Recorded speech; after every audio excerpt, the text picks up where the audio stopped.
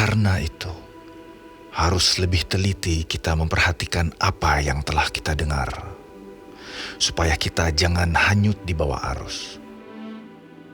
Sebab kalau firman yang dikatakan dengan perantaraan malaikat-malaikat tetap berlaku, dan setiap pelanggaran dan ketidaktaatan mendapat balasan yang setimpal, bagaimanakah kita akan luput jikalau kita menyia-nyiakan keselamatan yang sebesar itu, yang mula-mula diberitakan oleh Tuhan dan oleh mereka yang telah mendengarnya kepada kita dengan cara yang dapat dipercayai, sedangkan Allah meneguhkan kesaksian mereka oleh tanda-tanda dan mujizat-mujizat, dan oleh berbagai-bagai penyataan kekuasaan, dan karena Roh Kudus yang dibagi-bagikannya menurut kehendaknya.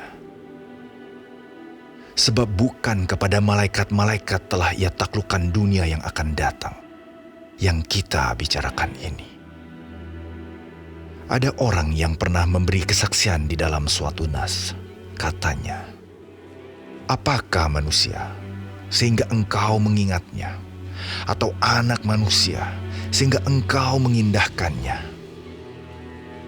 Namun engkau telah membuatnya untuk waktu yang singkat sedikit lebih rendah daripada malaikat-malaikat, dan telah memahkotainya dengan kemuliaan dan hormat.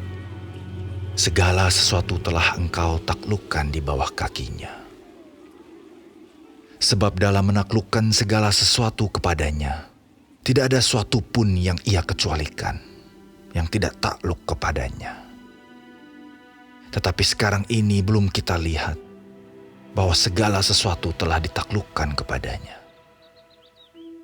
Tetapi Dia yang untuk waktu yang singkat dibuat sedikit lebih rendah daripada malaikat-malaikat, yaitu Yesus.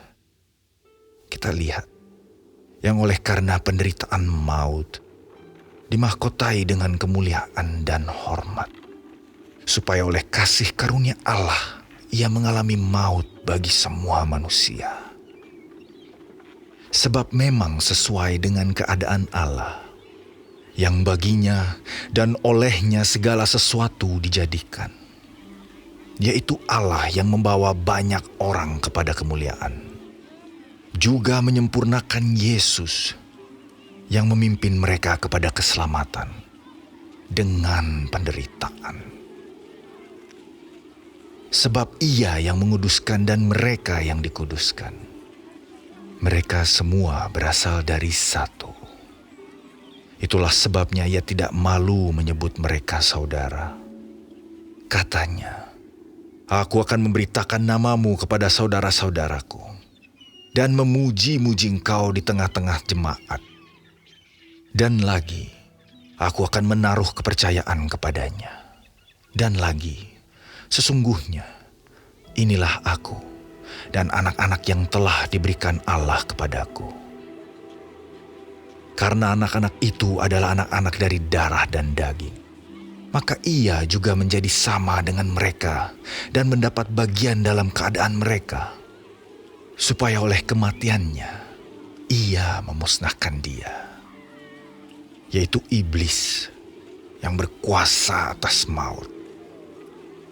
Dan supaya dengan jalan demikian ia membebaskan mereka yang seumur hidupnya berada dalam perhambaan oleh karena takutnya kepada maut.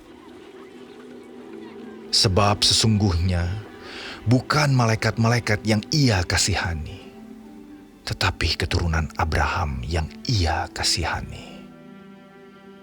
Itulah sebabnya maka dalam segala hal ia harus disamakan dengan saudara-saudaranya, supaya ia menjadi imam besar yang menaruh belas kasihan dan yang setia kepada Allah untuk mendamaikan dosa seluruh bangsa. Sebab oleh karena ia sendiri telah menderita karena pencobaan, maka ia dapat menolong mereka yang dicobai.